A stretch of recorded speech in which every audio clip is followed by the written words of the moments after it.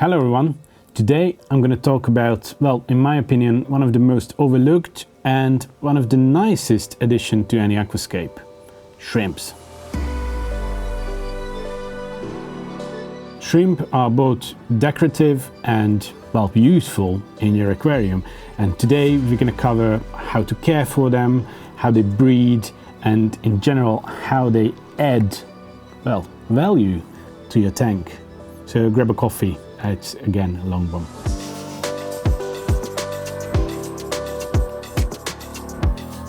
First of all, why do we even keep shrimps? Well, I believe there's a big reason that goes for any pet, because we can, and it's always nice to have new things. But in regard of the aquarium, they look nice, especially the colorful ones, but they're also very useful because they eat algae. They eat other things as well, and you can, and in certain cases you should, feed them separately, but they clean out a lot of algae from your aquarium. And we go over this from time to time, that algae-free tanks don't exist. Regular maintenance, proper technical background, and enough algae eaters. This exists. We have a separate video about all the algae eaters. You can check it out on our channel, link in the description. And shrimps are a big part of that. There are lots of different types of shrimps that you can keep in a freshwater aquarium. I'm going to go over the main ones, the most popular ones. And we start with the algae topic. Amano shrimps. They eat lots and lots of algae. They are the ones that we actually keep for this reason. It's subjective. For me, they also look nice, but they are mostly transparent. They are not really visible in your tank, only if you actually look for them. But the main reason is they consume a huge amount of algae, and that's a very basic thing to have in the aquarium. Besides them, in addition, lots of us keep colorful shrimps, and I'm going to talk about the three big types or families. The first one, the most basic of the colorfuls, is Neocaridinas. These are your sakura shrimps or blue dream shrimps. They come in different colors: red, blue, yellow, black, orange. They are all the same animal. And I think this is very important before you start getting into shrimps, is they crossbreed. These colors are bred to be these colors. In the wild, in nature, Neocaridina shrimps are brownish, you could even call them colorless, and through the breeding process they selected the nice ones, and they selected a bunch of reds and they started breeding those together. They selected a bunch of yellows and they started breeding those together. But if you mix the colors in one tank, chances are quite high that you're gonna have some wild-looking brownish colorless shrimps being born as well inside your aquarium. So you need to decide about this up front, if you want to have one color and try to keep that up for a long period of time, that the color is not going to be lost in breeding, or you want mixed colors, but then you're going to have ones that are, well, not that nice. Now Neocaridinas and all the rest coming, all the colorful shrimps, they eat algae, but they don't consume as much as the Amanos, and that's why we split them into algae eaters and, well, basically decoration. You don't definitely need to feed them separately because they're gonna feed on the algae in your aquarium, but if you feed them, you can get nicer colors, you can get more active breeding, so it's just a nicer environment for them if there is additional food as well. Now Caridinas are the simplest to keep from the colorful shrimps. We sometimes call them tap water shrimps because they don't actually need really soft water. In most cases, in most households, the tap water is perfectly fine for them. Although they prefer colder water, they are actually fine in a wider range of water temperature. This is between 21 and 26 degrees Celsius. Actually, sometimes even higher. They can survive for some time. The breeding happens on lower water temperatures though. Although they thrive in slightly alkaline water, it's not an actual necessity for them.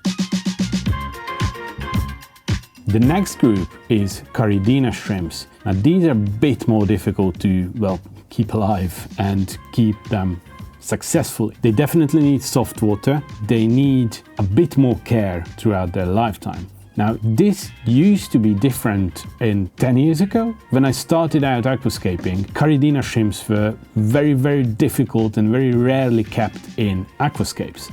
But throughout their continuous breeding, they got used to plant fertilizers and they got used to a wider range of water parameters. But still, they require soft, acidic water, which is much more cared for than the tap water, for example, that's fine for the Neocaridinas. They're also more delicate temperature-wise. Best for them is 21-22 degrees, and actually about 24 degrees Celsius, they can start dying. So you need to keep the water temperature low for them.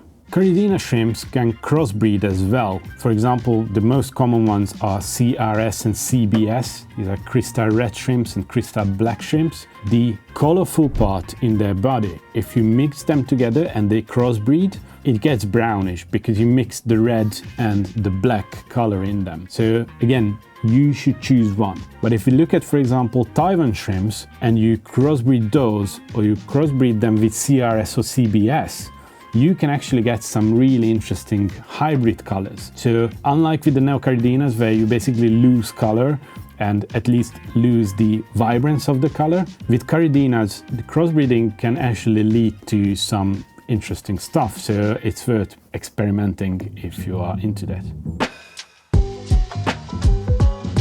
Through these crossbreedings, we get to the third, family of shrimps, and these are the hybrids. I believe the most common one is the tiger shrimp. Well, it looks like a tiger. You have thin stripes on the body, and the normal tiger shrimp is almost transparent, and it has black and sometimes black and white lines next to each other. But you can get to the level where it's a white body with thin red lines on it. So possibilities are endless. You can find some crazy looking shrimps online. Usually these hybrids are a bit more robust than the normal Caridina shrimps, but they still need and require soft water and slightly acidic water.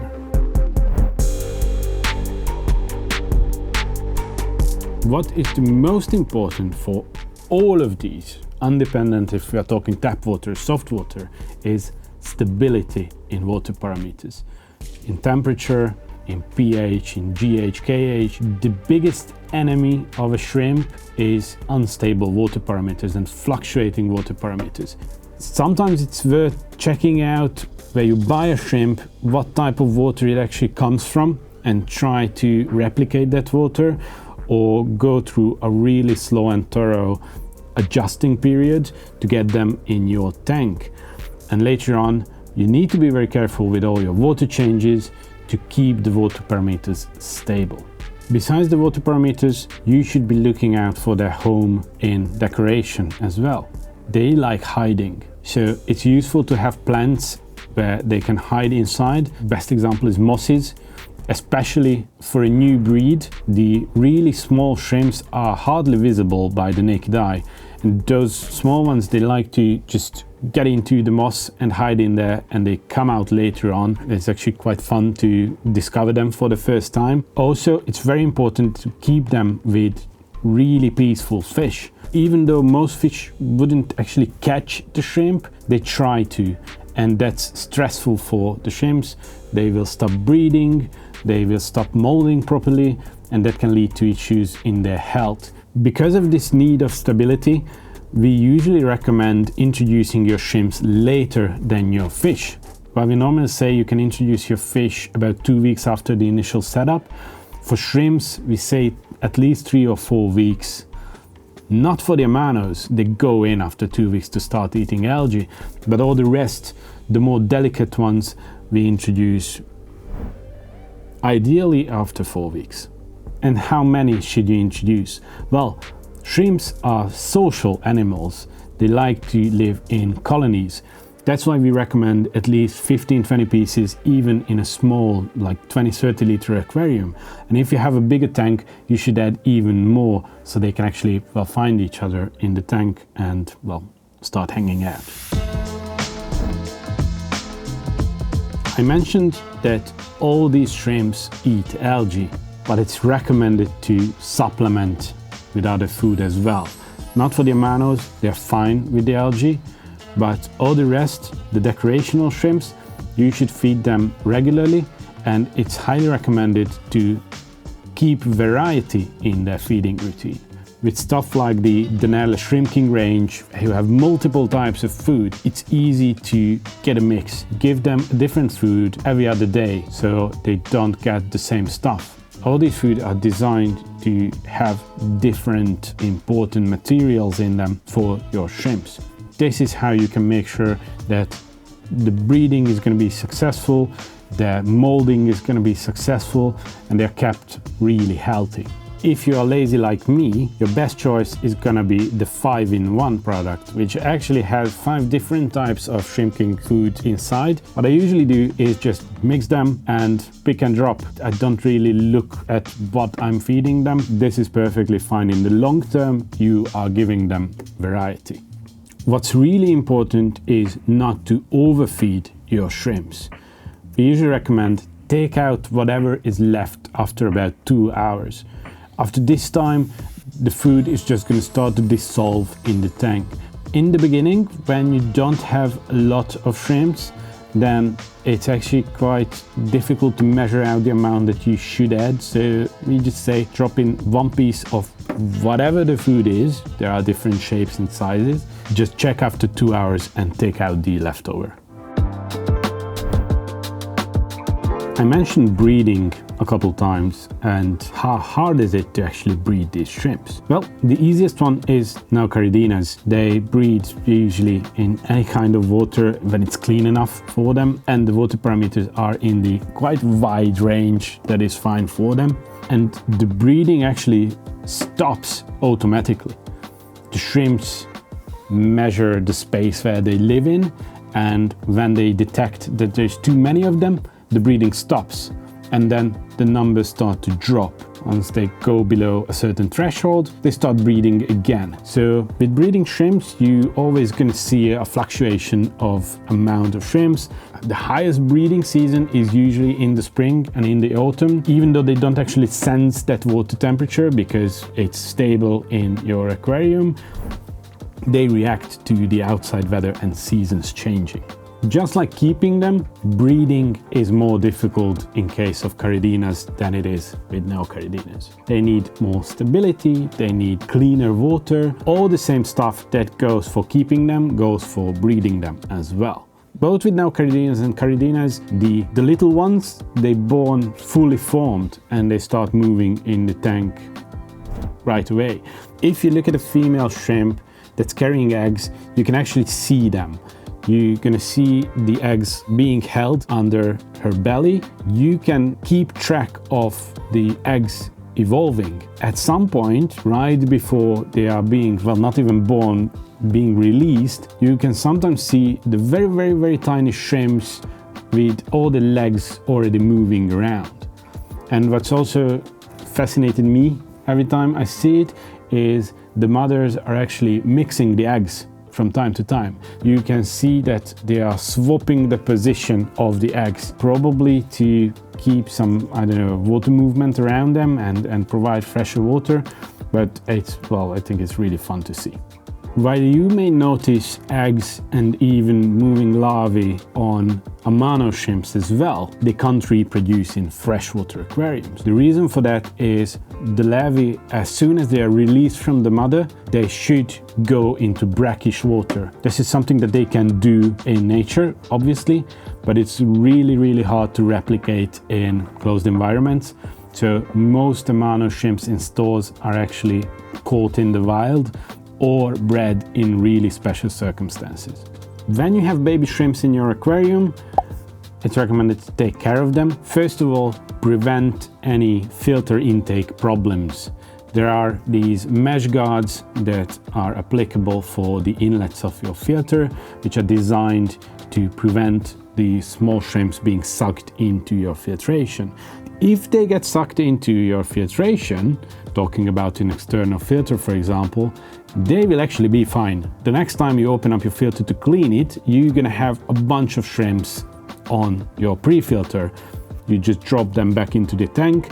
They will be colorless because they are in the dark, but that goes away, their color comes back after a few days.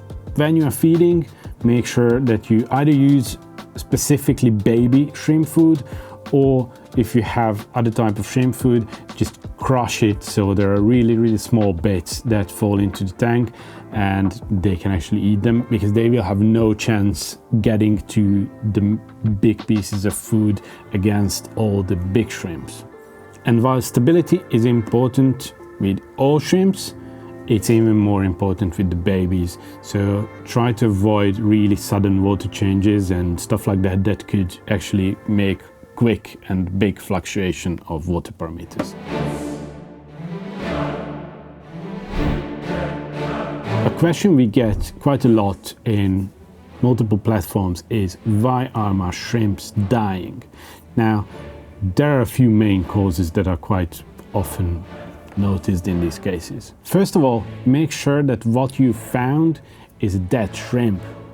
The shrimp are molting from time to time, and when they leave behind their skin, it's a piece of skin.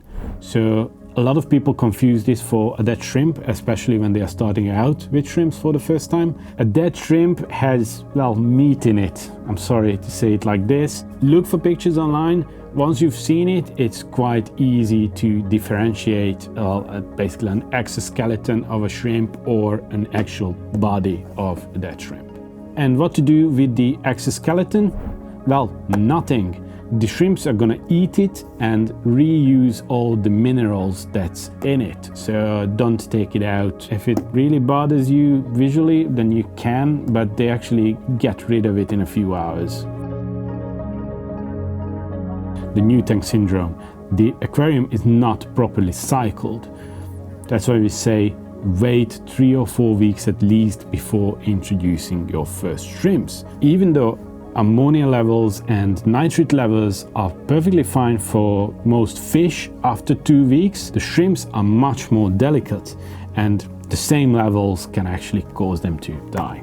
Another common issue is sudden temperature shifts. This is mainly caused by water changes when you don't actually make sure that the new water you are using is the same temperature as the water in your aquarium.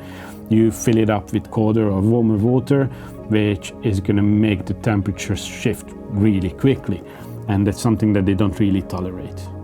Overfeeding can cause ammonia spikes in the tank. That's why we recommend taking out whatever is left over after 2 hours, because otherwise it starts to break down in your tank and turns into ammonia. Now, this highly depends on your filtration system. In most cases, for an aquascape like what we usually recommend filtration, that takes care of that level of ammonia, but making sure not to overfeed your shrimps is always a good point. There are also a couple of parasitic threats in an aquarium for the shrimps, like Planaria or Scuteriella. You should look into these if you are keeping shrimps. For example, about Planarias, we have a blog post on the website, how to identify them, how to get rid of them, and so on. This is way too wide of a topic to get into in this video. You can find the actual link for the blog post in the description. And the simplest cause for shrimps dying is, not watching this video and not providing the environment they need. Having them together with aggressive fish that will hunt for them and eat them, or simply not keeping the water parameters that they need, like putting Caridina shrimps in alkaline water. They're gonna drop quite quick. If you keep a daily or bi-daily check on your shrimps, it's quite easy to identify a few common problems. First of these is molting issues. Sometimes you can see that the exoskeleton is already broken a bit, but the shrimp can't actually get out of it. This usually refers to mineral balance problems in the tank. In this case, it's recommended to check your GHKH levels and add some kind of minerals designed for shrimps. Faded colors in your shrimps is usually in correlation with bad feeding routine. Their food is not varied enough and not balanced enough, and it can also be a sign of stress coming from other animals in the tank, like fish that are trying to catch them, or the water parameters getting out of the range that is fine for them. Besides good feeding routine, you can actually improve their health and their well-being by adding some botanicals like Indian almond leaves, or using products like specially designed minerals or catappa extracts and stuff like that. If you haven't already, I encourage you to get into the world of shrimps. They are really rewarding if you keep them as they should be kept. It's amazing to see the little baby shrimps running around your aquarium.